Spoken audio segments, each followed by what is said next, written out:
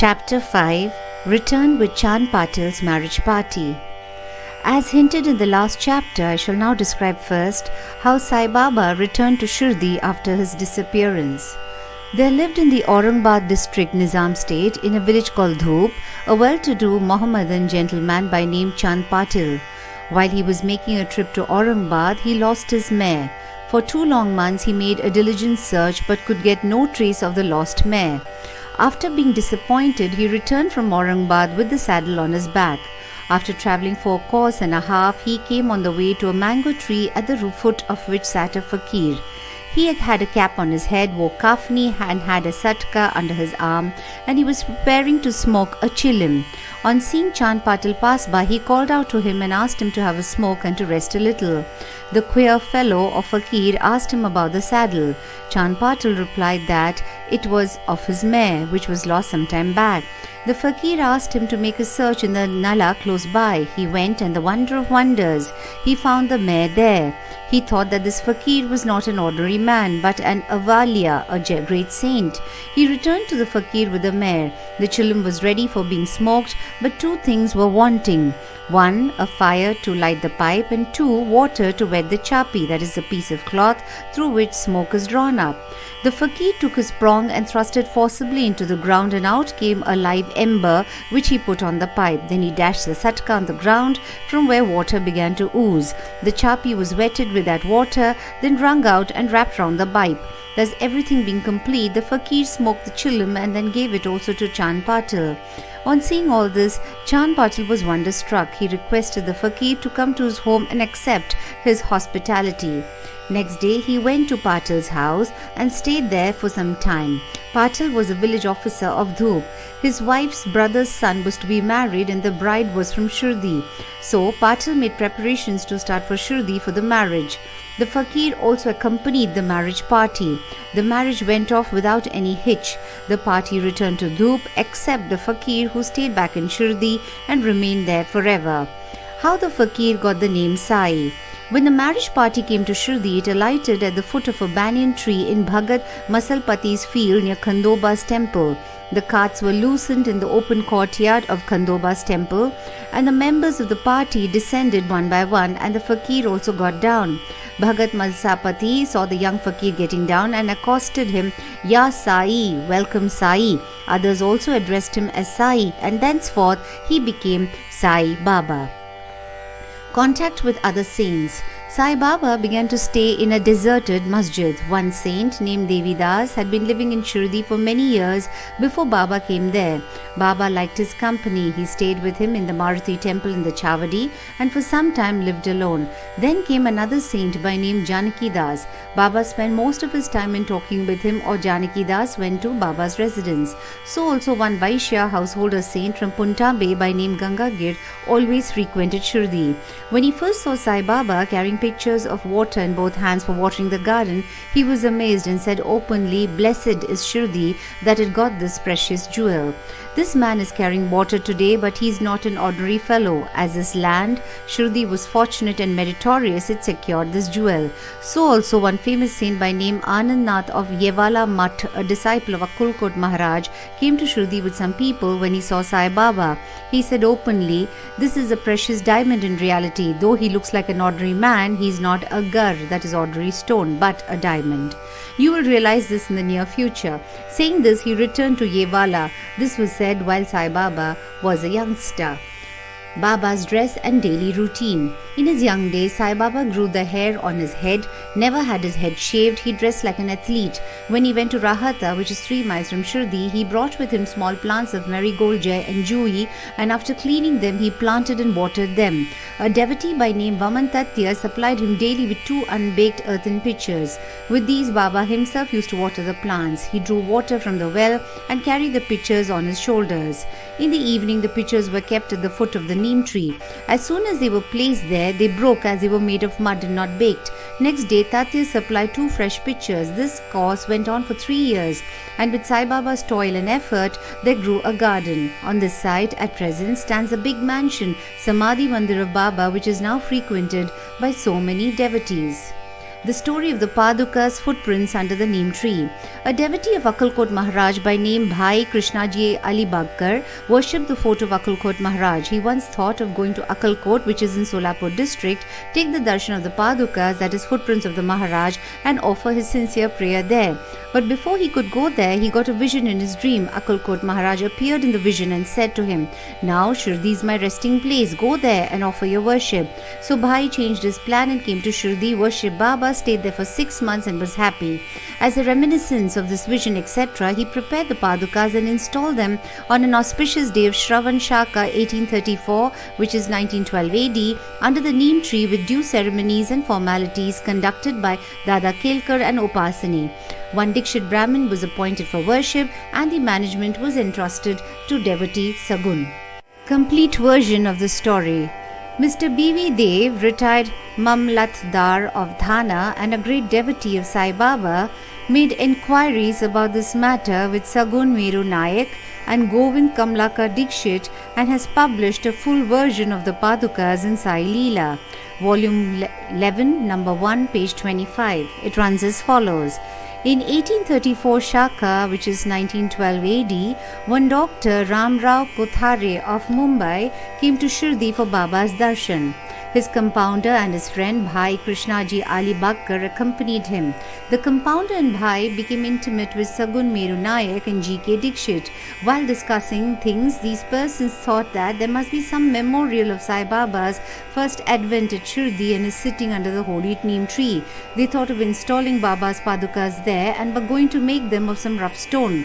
Then Bhai's friend, the compounder, suggested that if this matter was made known to his master, Dr. Ram Rao Kothare, he would prepare nice Padukas for this purpose. All liked this proposal and Dr. Kothare was informed of it.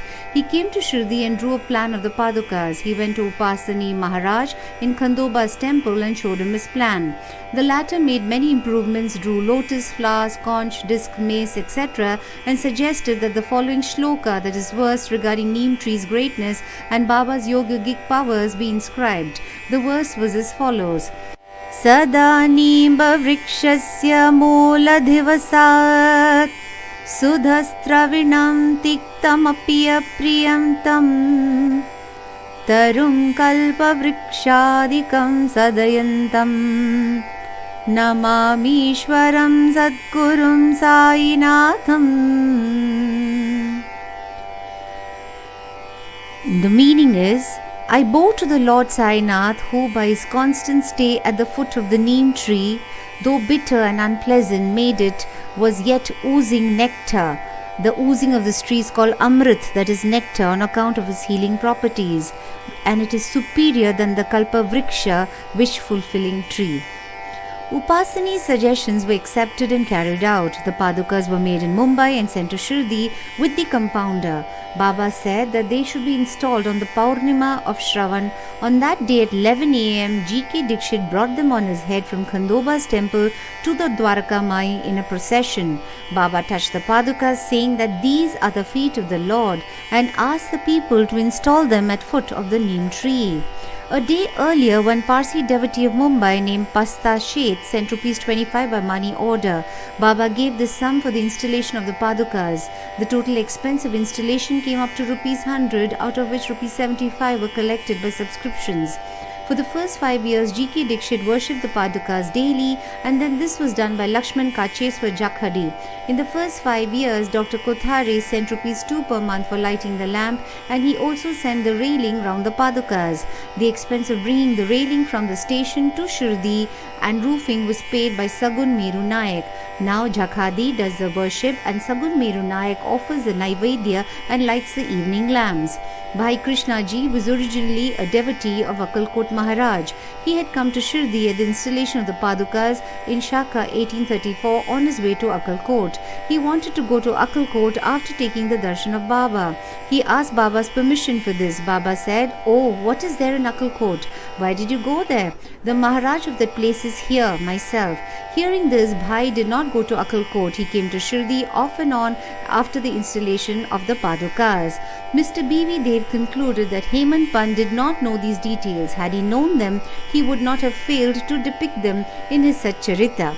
wrestling bout with Mohidin Tamboli, and change in lifestyle. To return to other stories of Baba, there was a wrestler in Shirdi by name Mohidin Tamboli.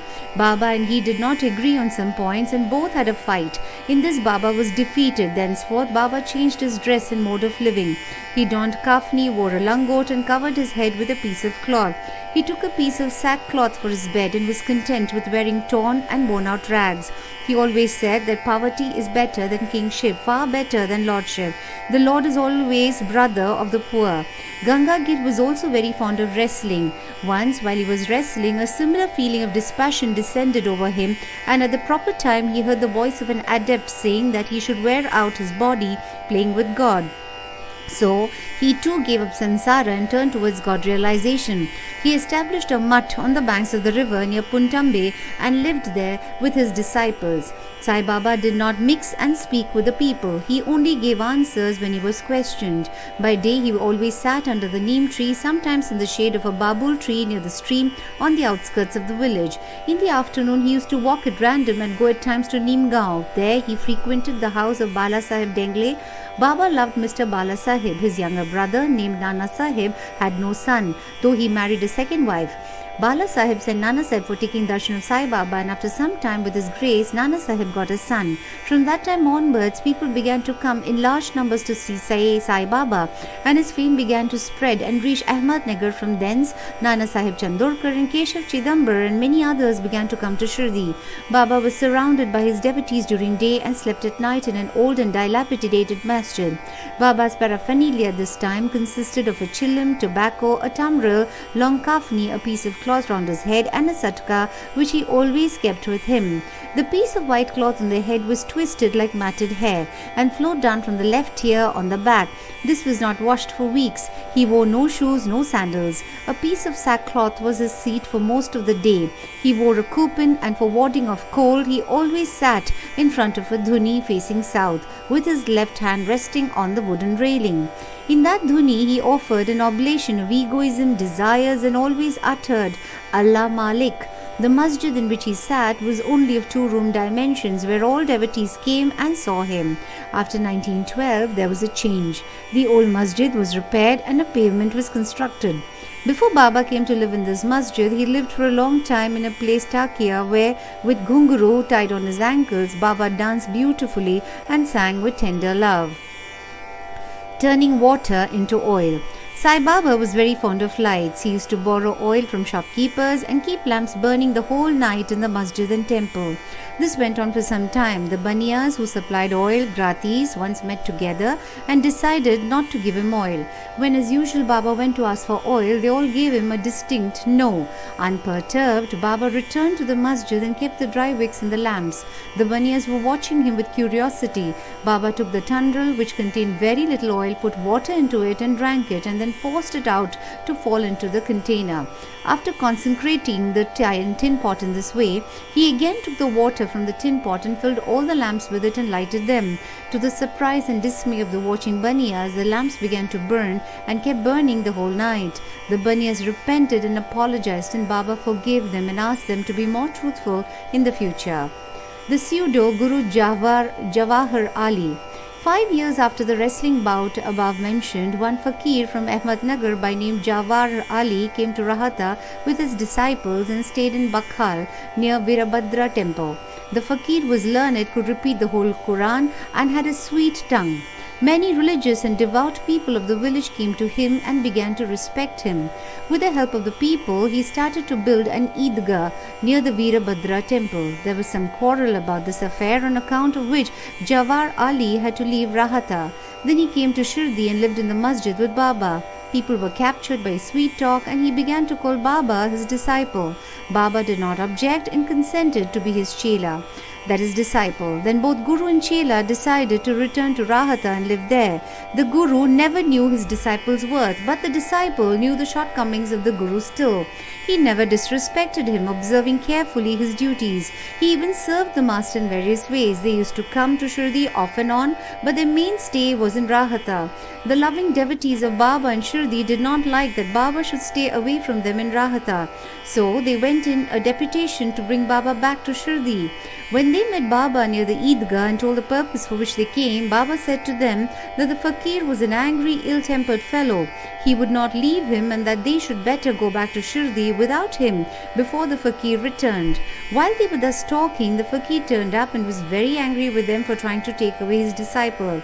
There was some hot discussion and altercation, and it was finally decided that both the Guru and Chela should return to Shirdi.